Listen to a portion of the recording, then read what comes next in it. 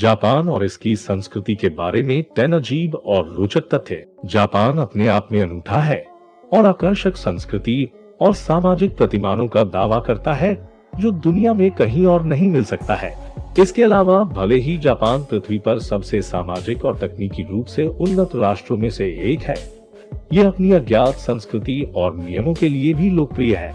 Japan के बारे में 10 अजीब और दिलचस्प तथ्य हैं जो आपको कभी भी किसी भी स्थान से दूर खड़े कर देते हैं। क्लोन बनाने के लिए अवैध। हालांकि अपने आप में एक क्लोन होना कोई नियमित बात नहीं है, लेकिन जापान में मानव क्लोनिंग के साथ प्रयोग करने के कानून के खिलाफ है और ये 2001 से लागू है। यदि कोई नियम तोड़ता हुआ पाया जाता है तो उन्हें 10 साल की सजा सुनाई जाएगी, जेल में वर्षों या भारी जुर्माना। ये कानून वैज्ञानिकों को मानव क्लोनिंग अनुसंधान में फिदालिंग से रोकने के लिए रखा गया है। आप मोटे नहीं हो सकते। जापान के सूमो पहलवान काफी प्रसिद्ध हैं, लेकिन आपको ये जानकर आश्चर्य होगा कि सूमो कुश्ती के मैदान के बाहर शायद ही कोई देश के मोटे लोग हों। भले ही जापानी अच्छी तरह से संतुलित आहार लेते हैं, लेकिन ये उनके कम मोटापे की दर का एकमात्र कारण नहीं है।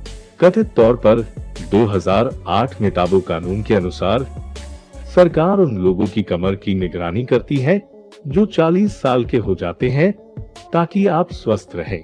वास्तव में 40 से 74 वर्ष के बीच के जापानी नागरिकों को माना जाता है कि उनकी कमर सालाना मापी जाती है।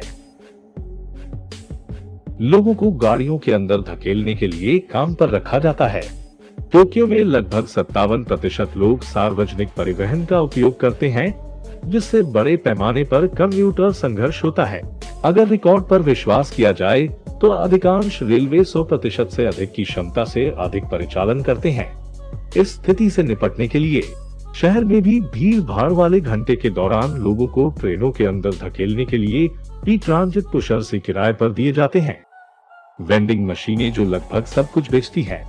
जापान में लगभग 23 मिलियन लोगों के लिए लगभग 5 मिलियन मशीनों या एक मशीन के साथ वेंडिंग मशीनों का उच्चतम घनत्व है, जबकि पहली मशीन जिसे सिगरेट बेचने के लिए जापान में स्थापित किया गया था, पत्रिकाओं, फूलों, कंडोम, छतरियों और टॉयलेट पेपर से लेकर लगभग सभी चीजें आज इन मशीनों से खरीदी जा सकती हैं। इस वेंडिंग मशीन संस्कृति में स्वचालन के लिए जापान के आकर्षण का प्रदर्शन किया गया है और लगभग हर सड़क में कम से कम एक वेंडिंग मशीन की सुविधा है। जुआ गैरकानूनी है। जापान में जुआ खेलना गैरकानूनी है, हालांकि जुए के समान खेल है। पचिंको प्रच्छन्न खेल का नाम है, इसलिए ये आधिकारिक रूप से जुआ नहीं है। एक को छोटे धातु के गोले खरीदने पड़ते हैं जो मशीन में खिसक जाते हैं। फिर जीतने वाले बॉल्स का आदान प्रदान टोकन और पुरस्कार के लिए किया जाता है, जो फिर पैसे के लिए बदले जाते हैं। काम पर पावर नैप लें।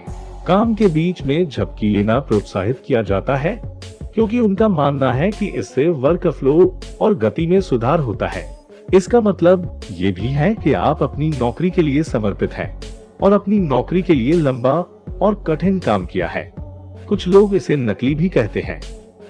घरों के अंदर जूते की अनुमति नहीं है। घर के अंदर जूते पहनना अशिष्ट माना जाता है।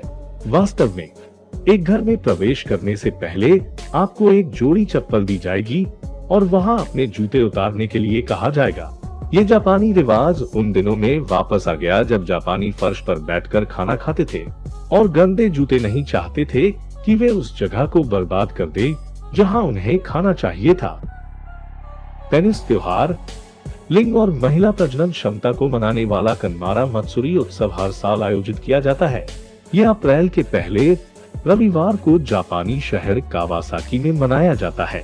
इस समय के दौरान सब्जियों, कैंडी और सजावट सहित लगभग सभी चीजों को नर प्रजनन, अंग या प्रजनन से संबंधित अन्य चीजों का आकार दिया जाता है।